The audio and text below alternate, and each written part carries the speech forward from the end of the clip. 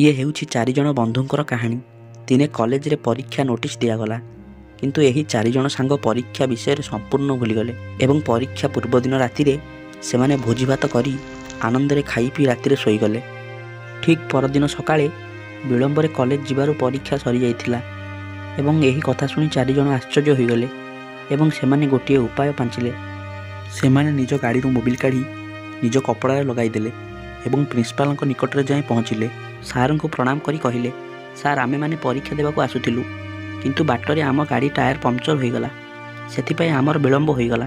Principal सबकिछि सुनिला परे कहिले, ठीक अछि, तुमे माने काली की आस, तुम परीक्षा काली हेबो। एहा सुनी चारि सांग खुशी होईगले एवं घरे जाई जोरदार रे पढ़ा आरंभ करदेले।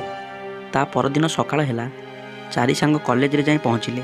सेठारे सेमानकु प्रिंसिपाल सार अलगा अलगा कक्षे बसिबा पई कहिले एवं सेया ही हेला। चारि जण को अलगा अलगा रूम रे बसाई दियागला। जेतेबेले चारि जण को पाखको क्वेश्चन पेपर आसिला, सेमाने आश्चर्य होईगले, कारण प्रश्न पत्र रे केवल गोटिए प्रश्न लिखा जाइथिला जे कार रो केउ टायर पंक्चर होइथिला। तो सांग माने आपन मानकु कोन लागुछि, सेमाने कोन लिखिथिबे?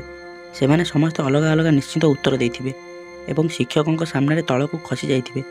एही कहानी रो आमको यह शिक्षा मिलिला जे सत कथा कहवा द्वारा अल्प दुख मिली थाए, किंतु मिछ कहिला परे सत प्रकट होईगले जीवन सारा समाज आगे मुंड नुआई चलवाक पड़े। जदि आमे गोटे सत कथा न कही मिछ कहिबा, तो सेही गोटे मिछ को सत कहवाई 1000 मिछ कहवाक पड़ी थाए। तो सांग माने आपण मानक भिडियोटी केमिति लागिछि कमेंट रे निश्चित सेंड करिवे एवं भिडियोटी भल लागिथिले भिडियो को लाइक एवं एमितिका भिडियो देखिबा पई चैनल को निश्चित सब्सक्राइब कर देबे। धन्यवाद फ्रेंड्स, पुणी देखा हेबो आगामी भिडियो रे।